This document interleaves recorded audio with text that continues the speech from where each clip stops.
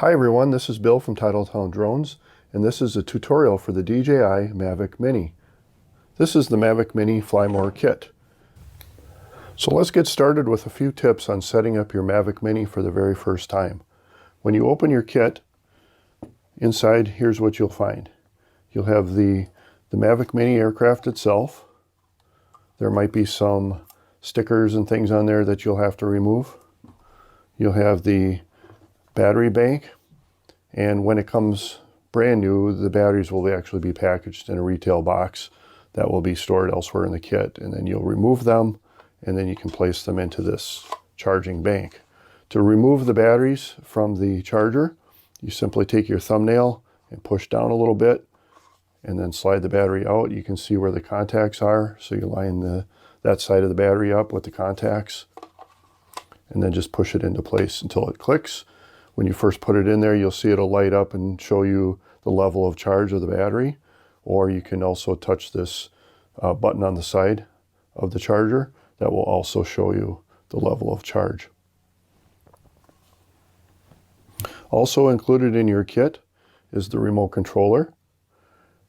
If there's not a cable already installed in the remote controller, there'll be a box inside with a couple of cables. So depending on what kind of a device, whether you're using a Samsung device or an Apple device, you'll have the correct cables inside the kit.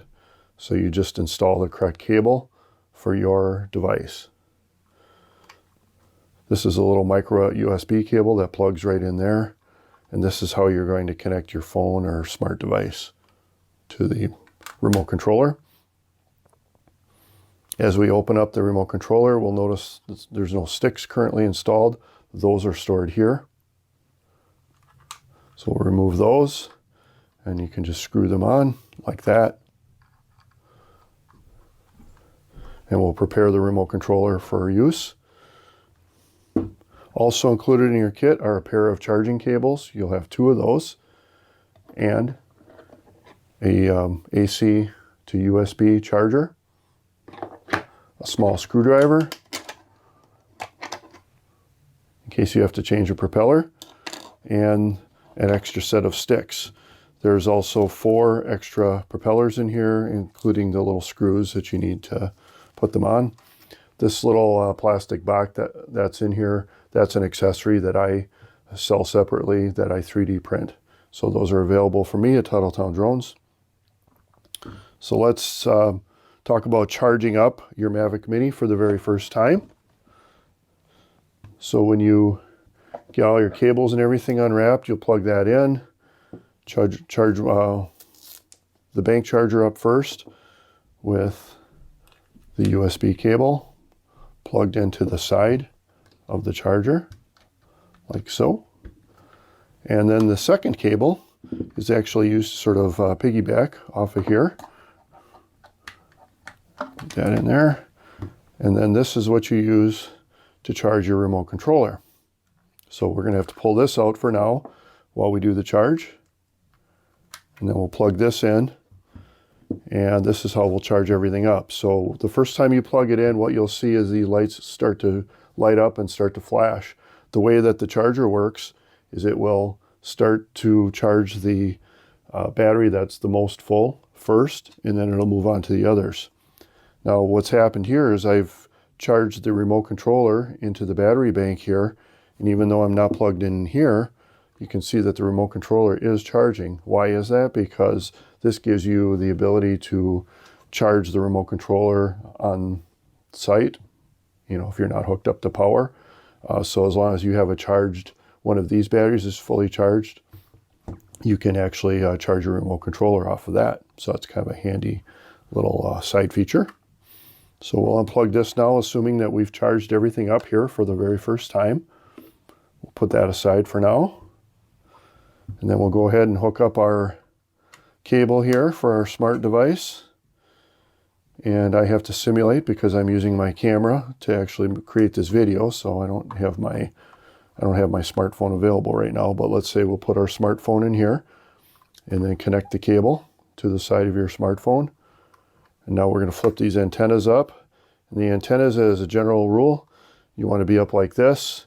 And when you're flying the aircraft, you want the side of the antenna facing the aircraft. You don't want the pointy side looking at the aircraft, because that's the weakest part of the radio signal. You want the flat side facing the aircraft. Then we'll look at the drone itself. And as I said the first time, there's going to be some stickers on here that you'll have to remove. Before we power this thing up, we're going to have to remove the camera protective cover. We're going to have to install a battery. So the battery is installed here on the back side. Just flip that up. That's where your battery goes. And then there's a little card slot here if you want to put your micro SD card in there. And I recommend buying at least a 32 or a 64 size memory card, and try to buy a decent quality one, not a real cheapie that's too slow.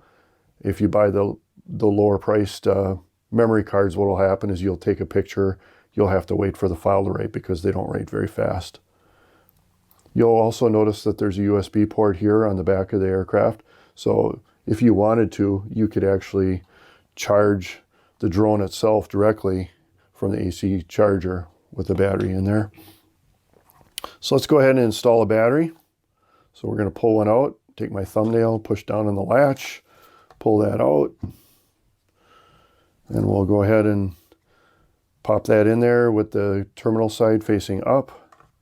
Push it in until it clicks a little bit, then we'll close the battery door. Now we've got a memory card installed. Now we'll turn the drone over. You'll notice that the propellers flop a little bit. That's normal. And then you take your finger and just pry the edge of that battery protector cover off of there, gimbal protector. You'll notice that there's two little latches there. Those clip on under here when you go to put this thing back on. Try to get the camera level to begin with. It's easier said than done. Sometimes you just got to slide it straight in, and then you just kind of hook those guys in there like that, and then just click it down in there to hold it. There we go. So that's in there now. So that makes it safe for transportation, but you have to take that off before you energize the aircraft. Will it damage it if you power it on with that on? Probably not, but it's probably not good for it either.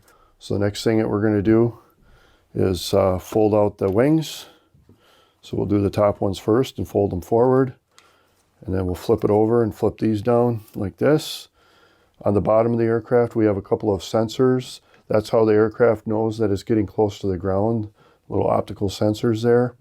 And then we can do one quick press to see how much energy is in the battery right there. So I've got 4 dots that tells me that it's fully charged. And I can do a quick press here to see how full my remote controller is. And I'm getting the 4 dots indicating that it's fully charged. So now I'll connect my my phone or tablet or smart device, and then I can start the app. Okay, for the purposes of this tutorial, I'm using a tablet instead of a smartphone. And when I use a tablet, I've got an adapter here that will actually fit into the remote controller in place of the smartphone. This is an extra accessory that you can purchase separately. The first thing you'll do with your smart device is go to the App Store, whether you have an Android or an iOS device, and you're going to search for DJI Fly app. That's the correct app for this aircraft. It looks like this. Once you have it installed, we'll open it up. So I'm going to go ahead and connect this up to my remote controller. And I've got a separate accessory cable here that's a little bit longer than the included one so that I can use the tablet. So this works nice with like a Mavic Mini or something like that. So you can see why people do that. Okay, so the next thing that we'll do, now that we've got the app installed, it'll probably prompt us to enter an email address and a password for that very first time. So that way you're creating your account. The next thing I'll do is power on the remote controller.